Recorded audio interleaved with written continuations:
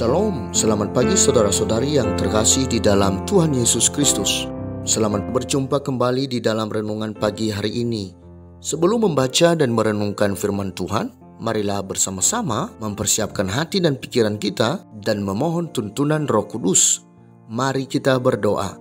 Bapa Surgawi, Bapa yang penuh kasih, kami datang menghadap-Mu kembali. Kami mengucapkan puji dan syukur kepadamu Bapa atas penyertaan-Mu sepanjang malam tadi. Sekarang kami telah bangun dari istirahat tidur dan siap melanjutkan aktivitas kami. Dan kami mau mengawalinya dengan bertemu Engkau melalui doa dan pembacaan firman-Mu. Kami mau dibekali dengan firman-Mu agar apa yang kami lakukan tidak sia-sia, melainkan memuliakan nama-Mu.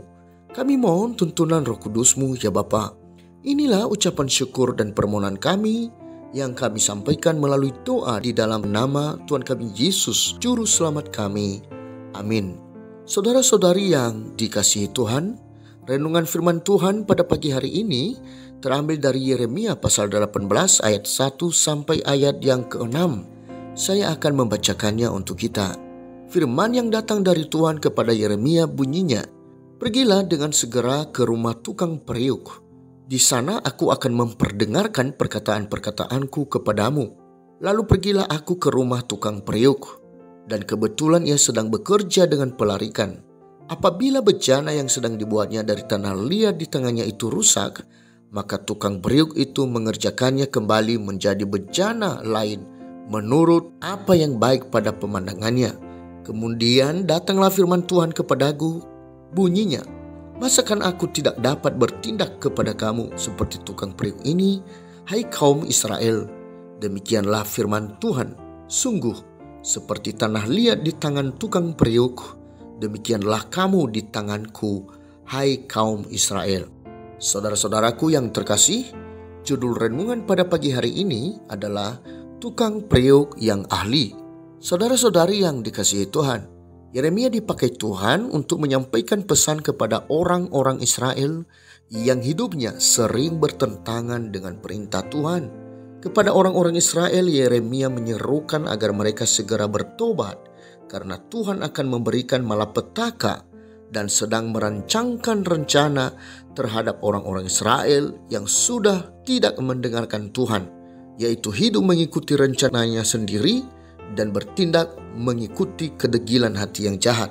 Melalui pekerjaan seorang tukang periuk yang sangat ahli membuat tanah liat menjadi sebuah bejana, Tuhan memberikan gambaran kepada Yeremia bahwa ia adalah Tuhan yang dapat berbuat apa saja kepada orang-orang Israel sesuai dengan kehendaknya.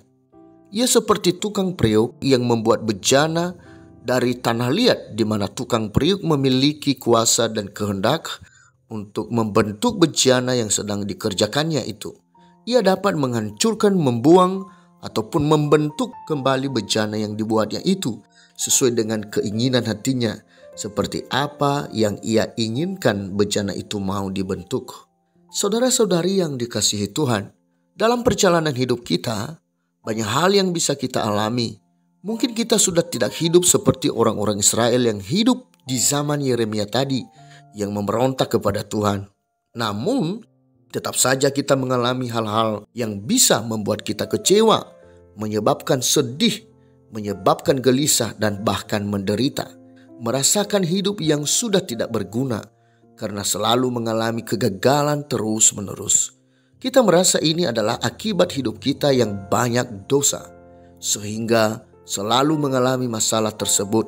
Padahal kita selalu berusaha untuk hidup menyenangkan hati Tuhan. Hal-hal seperti ini bisa membuat kita menjadi putus asa. Kita mulai tidak mencari Tuhan, menjauh dari Tuhan, dan tidak berusaha memperbaiki hidup, bahkan menjadi orang yang menolak firman Tuhan.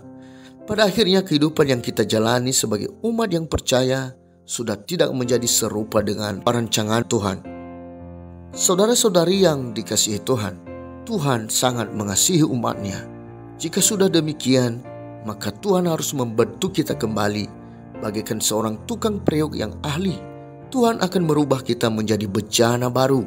Kita sama sekali tidak dapat melawan Tuhan. Seperti halnya tanah liat yang adalah benda mati, tidak dapat membantah orang yang membentuknya. Memang bencana itu dapat dihancurkan.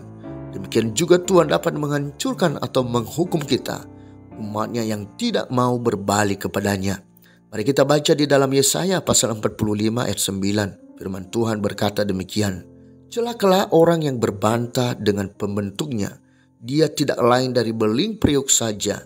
Adakah tanah liat berkata kepada pembentuknya, apakah yang kau buat? Atau yang telah dibuatnya? Engkau tidak punya tangan. Saudara-saudari yang dikasihi Tuhan, di dalam membuat bejana, tukang periuk pasti sudah mempunyai rencana akan bentuk bejana dan fungsi bejana yang akan dibuatnya. Demikianlah rencana Tuhan dalam hidup kita. Namun kita sering jatuh ke dalam dosa dan kita tidak mencapai tujuan yang telah direncanakan Tuhan dalam hidup kita. Namun Allah yang penuh kasih mempunyai kuasa untuk membentuk kembali hidup kita. Di dalam tangannya kita seperti tanah liat yang akan mempunyai bentuk yang baru sesuai dengan kehendak-Nya. Renungkanlah ini, bahwa Tuhan menginginkan kita agar supaya senantiasa hidup berkenan kepadanya dan tidak melanggar perintah-Nya. Hendaklah kita menjadi orang yang mau dibentuk oleh Tuhan, karena Tuhan berhak membentuk manusia yang dikasihinya. Kita bisa saja harus melalui proses yang begitu panjang. Tuhan dapat membangun, menghancurkan dan menghadirkan pembaharuan dalam hidup kita. Proses yang panjang itu pada akhirnya akan menjadikan kita sebagai orang yang berintegritas, kembali berpegang kepada firman Tuhan bersama tukang periuk yang ahli, masuk ke dalam keselamatan yang kekal. Demikianlah renungan pada pagi hari ini. Tuhan memberkati. Kita akan menutup renungan dalam doa, tetapi jika saudara ingin didoakan secara khusus, hubungi email kami. Kerinduan kami agar channel ini menjadi berkat bagi banyak orang. Mari kita berdoa. Begitu indah firman-Mu Bapa, betapa kami bersyukur telah mendengarkannya. Firman-Mu menyadarkan siapa kami yang sesungguhnya. Kami adalah manusia yang lemah, yang berdosa, yang layak mendapat hukuman. Namun Engkau selalu ada di tengah-tengah kami dan siap membentuk kami kembali mengikuti rencana dan kehendak-Mu. Kami percaya bahwa rancangan-Mu adalah yang terbaik. Terima kasih firman-Mu ini Bapa. Kami menyerahkan seluruh hidup kami hanya di dalam tangan pengasihan-Mu. Begitu juga kami teringat akan saudara-saudari kami, seluruh umat Tuhan yang saat ini dalam keadaan terpuruk, yang sedih hati, yang terbelenggu dengan persoalan hidup dan belum menemukan jalan keluar.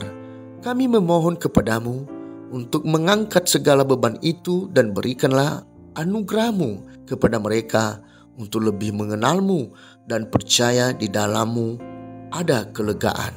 Dan begitu juga orang yang masih keras hati untuk tidak mau bertobat di hadapan-Mu, kiranya Tuhan yang melembutkan hati mereka untuk mau bertobat. Bapa, kami juga berdoa memohon penyertaan-Mu untuk negara kami, khususnya untuk para pemimpin dan seluruh hamba Tuhan. Berkatilah mereka, berikanlah mereka hikmat dan kebijaksanaan dalam memimpin negara dan seluruh umat, berlaku adil dan peduli untuk mewujudkan negara yang damai dan sejahtera. Bapa, sebentar lagi kami akan segera melanjutkan aktivitas sesuai peran kami masing-masing. Biarlah apa yang kami lakukan membawa berkat. Terima kasih Bapa. Inilah seruan kami. Di dalam nama Tuhan Yesus kami berdoa. Amin. Saudara-saudari, mulailah harimu. Kiranya kasih dan anugerah Tuhan senantiasa melimpah di dalam kehidupanmu. Muliakanlah Tuhan di dalam setiap aktivitasmu. Dan jadilah saksi hidup bagi firman-Nya. Roh Kudus menyertai kita semua. Sampai berjumpa kembali di renungan berikutnya. Tuhan Yesus memberkati.